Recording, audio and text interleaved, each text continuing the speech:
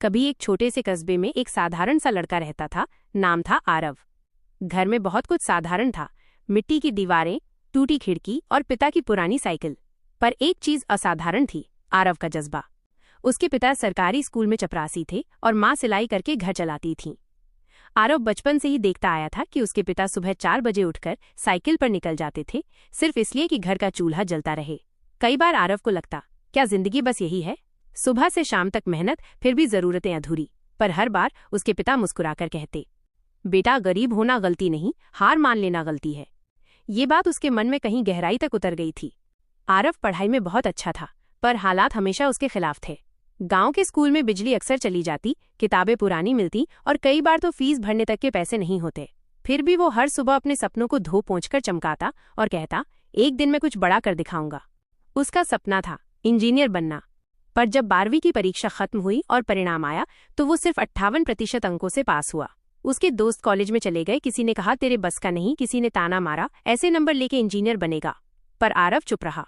उसके भीतर आग थी जो तानों से बुझने वाली नहीं थी। उसने शहर जाने का फैसला किया। पिता के पास पैसे नहीं थे, लेकिन उन्होंने अपनी पुरानी साइकिल बेच दी और बोले, जा बेटा, तेरा इरादा साफ है तो रास्ता खुद खुल जाएगा। आरव शहर पहुंचा, जहां कोई उसे जानता भी नहीं था। वो दिन में होटल में बर्तन धोता और रात में इंजीनियरिंग की प्रवेश परीक्षा की तैयारी करता। वो अक्सर छत पर बैठकर किताबों के बीच सो जाता, लेकिन उसके सपने जागते रहते। कई बार भूखा सोना पड़ा, कई बार तो लगता था कि अब नहीं हो पाएगा। पर हर बार उसे अपने पिता की बात याद आती, हार मान लेना गलती है। 3 बार उसने परीक्षा दी, तीनों बार असफल हुआ। लोग हंसते, तेरे बस की बात नहीं।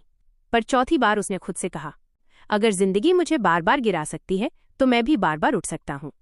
उस साल आखिरकार वो परीक्षा में चयनित हो गया। पर कहानी यहीं खत्म नहीं होती। कॉलेज पहुंचकर उसने देखा कि बाकी सब बच्चे लैपटॉप, कोचिंग और सुविधाओं से लैस थे। उसके पास सिर्फ एक सेकेंड हैंड किताब थी और एक पुराना मोबाइल। पर उसने ठान लिया कि वो किसी से पीछे नहीं रहेगा। दिन के 8 घंटे कक्षा, 4 घंटे वर्कशॉप और रात को 2 घंटे ट्यूशन, ताकि खर्चा निकल सके। धीरे धीरे उसके अध्यापक भी उसकी मेहनत को पहचानने लगे। एक दिन कॉलेज के वार्षिक प्रोजेक्ट प्रतियोगिता में उसने ऐसा रोबोटिक सिस्टम बनाया जो कम लागत में खेती के काम में मदद करता था। सबने ताली बजाई, पर आरव की आंखों में सिर्फ अपने पिता का चेहरा घूम रहा था। वो साइकिल जो उसने बेच दी थी अब किसी रोशनी में बदलती लग रही थी। समय बीता, आरव ने कॉलेज से टॉप किया। जब उसकी पहली नौकरी लगी एक नामी टेक कंपनी में, तो उसने सबसे पहले अपने पिता को बुलाया। कार्यालय के बाहर खड़े पिता से कहा, पापा, याद है वो साइकिल जो आपने बेची थी? आज उसी की कीमत पर मैं आपके लिए गाड़ी लेकर आया हूँ। पिता की आंखों से आंसू गिर पड़े। उन्होंने कहा, बेटा, मैंने तुझे सिर्फ मेहनत दी थी और तूने मुझे गर्व लौटा दिया। उस दिन आरव ने समझा, सफलता वो नहीं जो दुनिया देखे, सफलता वो है जब आपके माता पिता की आंखों में चमक आ जाए।